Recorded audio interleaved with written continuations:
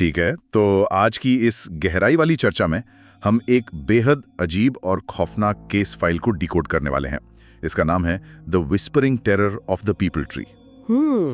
और ये कोई साधारण डरावनी कहानी नहीं है। बिल्कुल नहीं। जरा कल्पना कीजिए एक स्थिति की, कड़ाके की ठंड है, बनारस का बाहरी इलाका, और एक इंसान जो पूरी तरह से कर्ज में डूबा हुआ है। और शायद जिसके पास कोई दूसरा रास्ता नहीं बचा है। हाँ, उसकी नौकरी जा चुकी है, तो वो अपनी आखिरी उम्मीद के सहारे एक सस्ता सा कमरा किराए पर लेता है।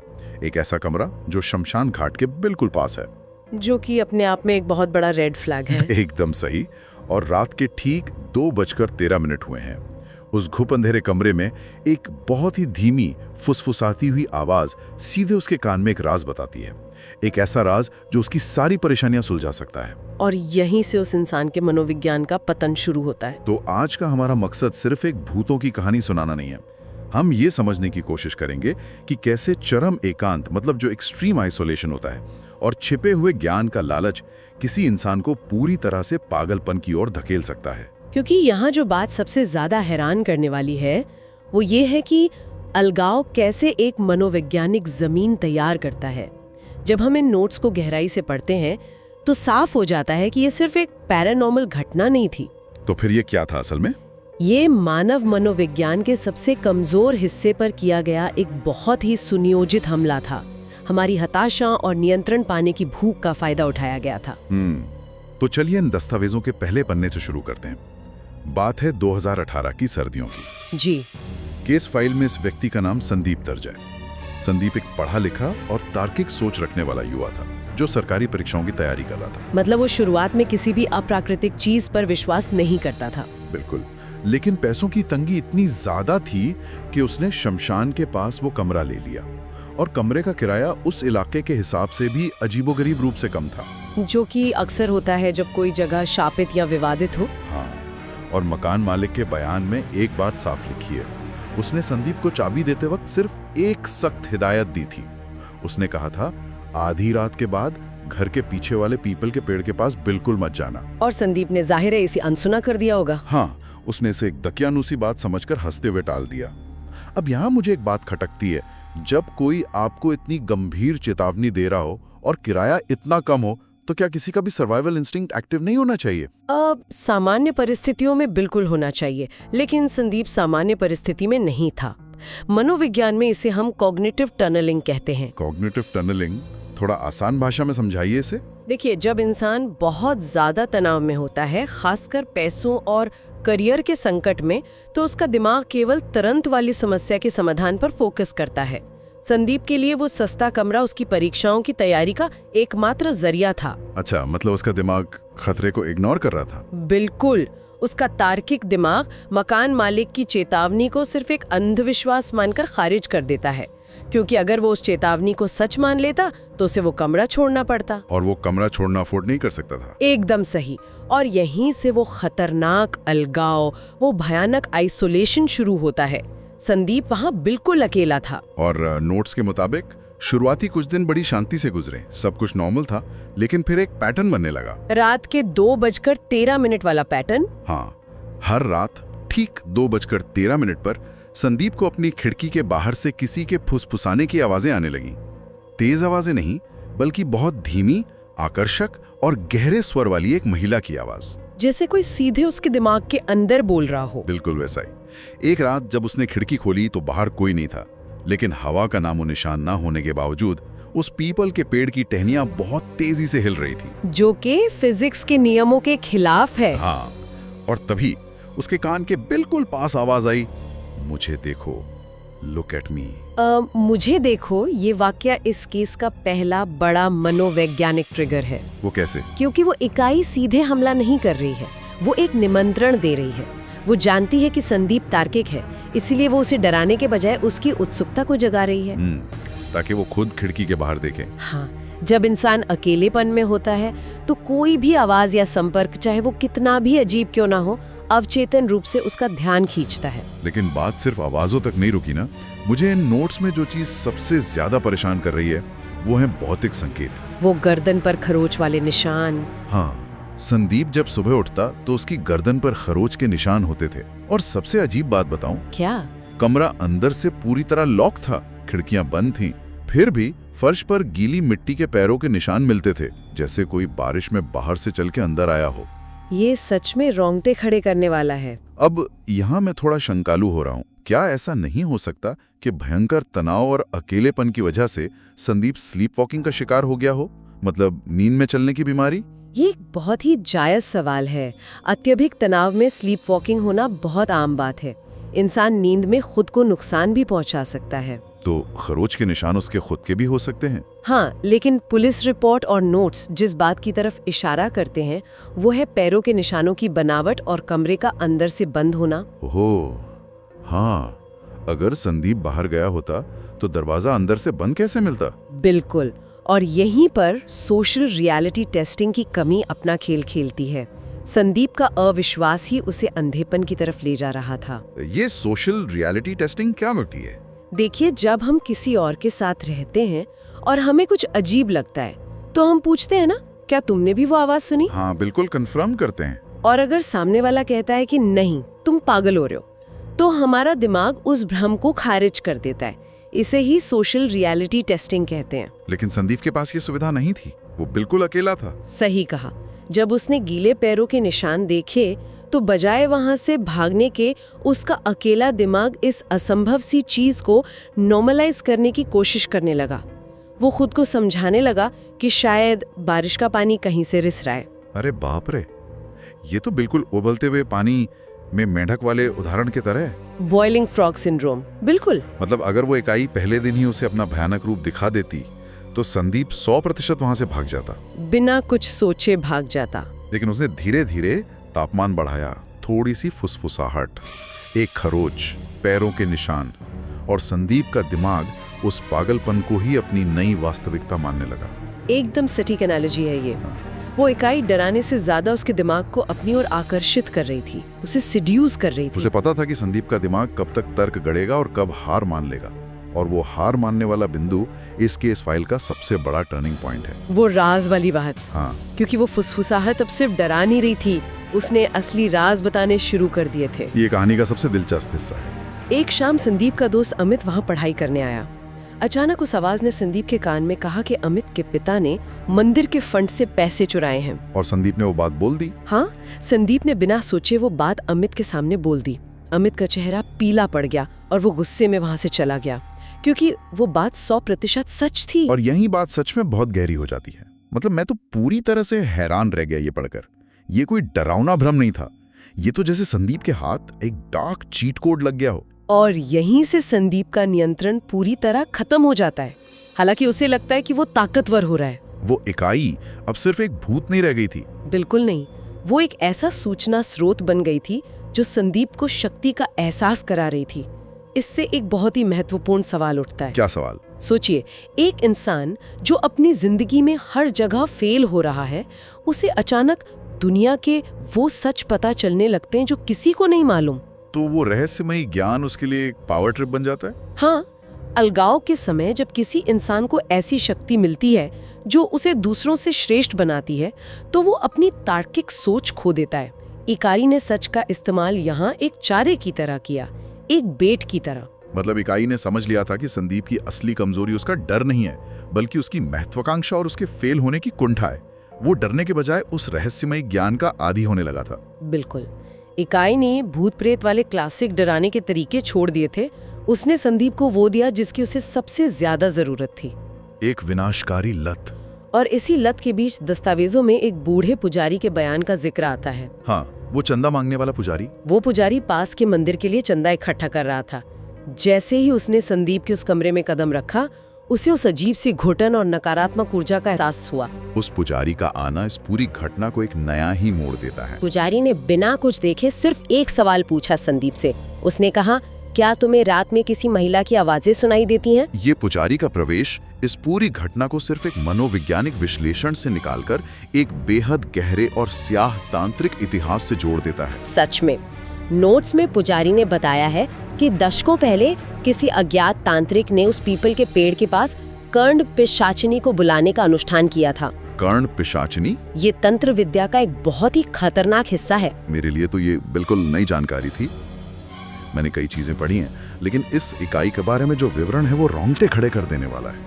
तंत्र विद्या में कर्ण पिशाचिनी का उल्लेख एक ऐसी पारलौकिक सत्ता के रूप में मिलता है जिसे ब्रह्मांड के छुपे हुए रहस्यों, अतीत और भविष्य को जानने के लिए सिद्ध किया जाता है। मतलब वो गुप्त ज्ञान देती है। हाँ, कर्ण का मतलब है कान। ये इकाई अदृश्य रूप से साधक के कान में वो सब कुछ फुसफुसाती है जो सामान्य इंसानी पहुंच से बाहर है। लेकिन इसमें खतरा क्या है? सबसे भयानक बात यह है कि ये शक्तियां अनुष्ठान पूरा होने के बाद कभी वापस नहीं जाती। ये उसी स्थान और उसी ऊर्जा से हमेशा के लिए बंध जाती हैं। तो इस सब का असल में क्या मतलब है?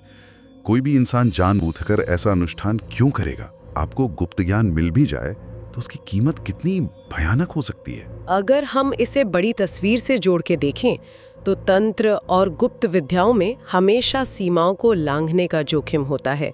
ज्ञान की भूख इंसान को इतने अंधेरे में ले जाती है जहां से वापसी असंभव हो जाती है। ये तो स्पष्ट रूप से एक ऐसा सौदा है जिसमें इंसान हमेशा हारता है। बिल्कुल। पुजारी की वो अचूक चेतावनी याद है आपको? हाँ, उसने कहा था कि वो पहले ज्ञान देती है, फिर जुनून पैदा करती है और अंत में पागलपन। ये चेतावनी केवल एक अंधविश्वास नहीं है, ये मानव मनोविज्ञान के पतन का एक सटीक ब्लूप्रिंट है। और पुजारी ने साफ हिदायत दी थी कि अगर वो इकारी दिखने लगे तो तुरंत वो जगह छोड़ देना, क्योंकि अगर वो दिखने लगी तो मतलब वो आपके दिमाग पर पूरी तरह कब्जा कर चुकी है। लेकिन क्या संदीप ने सुना? नहीं।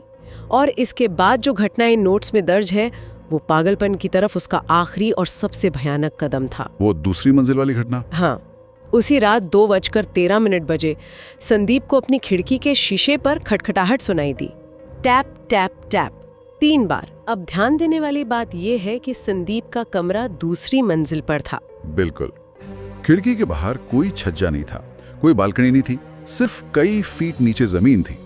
और जब संदीप ने मुड़कर देखा तो खिड़की के फ्रेम के बाहर वो उल्टी लटकी हुई थी। यहाँ आकर भौतिक दुनिया के नियम पूरी तरह से काम करना बंद कर देते हैं। उसका विवरण इतना स्पष्ट और खौफनाक है कि मेरे दिमाग में वो तस्वीर छप गई है।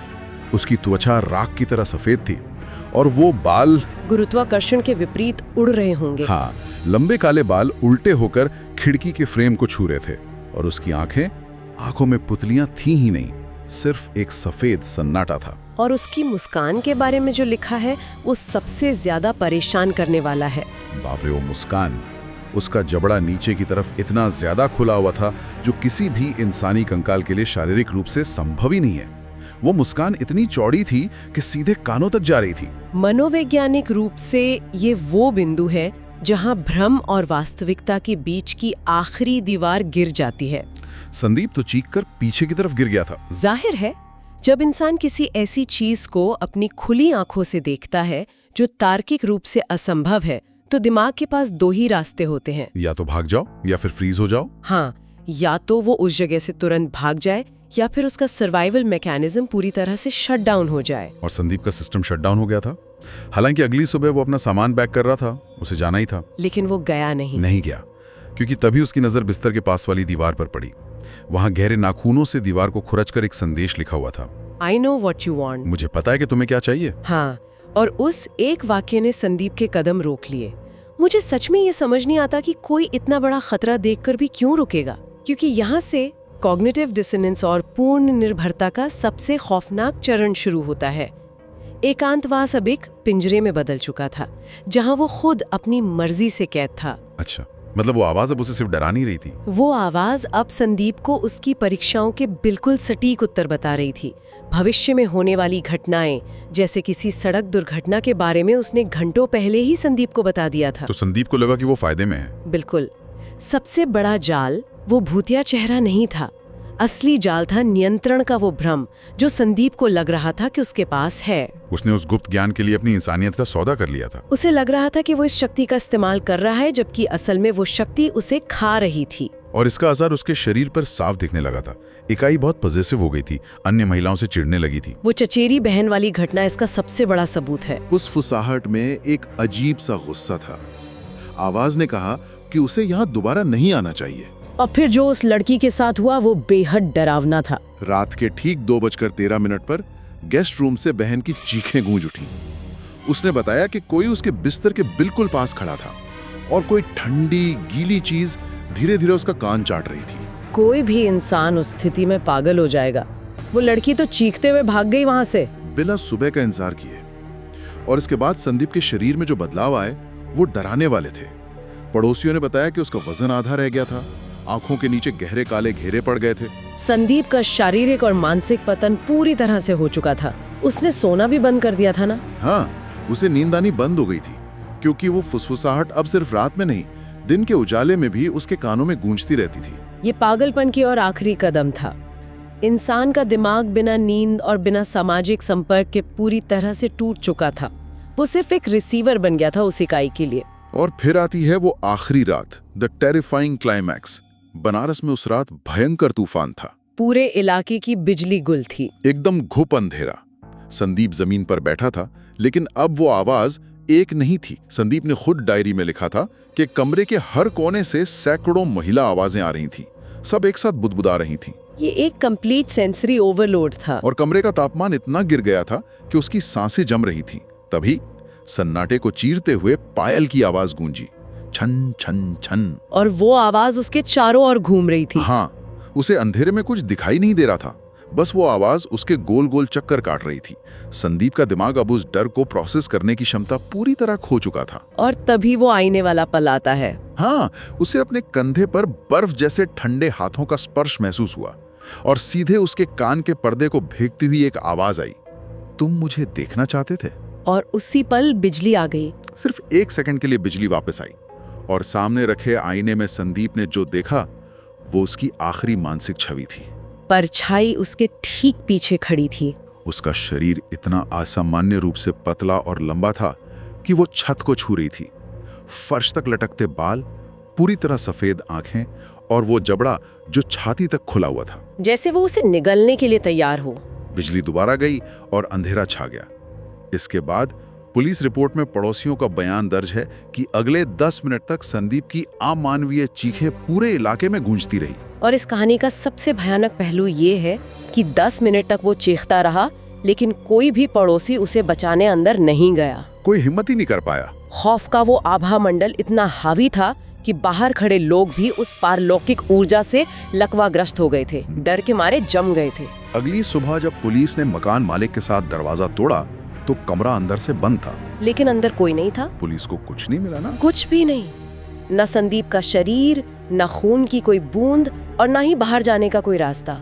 कमरा बिल्कुल खाली था। ये दर्शाता है कि भौतिक दुनिया के नियम वहाँ काम करना बंद कर चुके थे। कोई सुराग नहीं मिलना इस बात का प्रमाण है कि वो किसी अकल्पनीय आयाम में विलीन हो गया। लेकिन एक चीज थी जो पीछे छूट गई थी। वो दीवार पे लिखा संदेश। हाँ, कमरे की हर दीवार पर गहरे नाखूनों से खुरचकर एक ही वाक्य सैकड़ों बार लिखा हुआ था, वो सच फुसफुसाती है। She whispers the truth. ये वाक्य अपने आप में पूरी कहानी का सार है। संदीप गायब हो गया, लेकिन उसका वो वाक्य साबित करता है कि अंत तक उसका दिमाग उस इकारी के नियंत्रण में था। बिल्कुल। इस चर्चा को समेटते हुए हमें ये समझना चाहिए कि कैसे संदीप का सफर केवल एक डरावनी घटना नहीं है। तो और क्या है? यह लालच, एकांत और उस चीज की कीमत चुकाने की कहानी है जो मुफ्त में मिलती दिखती है। संदीप ने उस गुप्त ज्ञान के लिए अपनी इंसानियत और अपने अस्तित्व का ही सौदा कर लिया था। मतलब बिना मेहनत के मिलने वाला ज्ञान हमेशा एक बहुत बड़ी और कभी-कभी विनाशकारी कीमत लेकर आता है। एकदम सही। जिंदगी में शॉर्टकट हमेशा महंगे पड़ते हैं। और दस्तावेज का आखिरी पन्ना एक ऐसा डरावना सुराग छोड़ता है जो इस कहानी को कभी खत्म नहीं होने देता।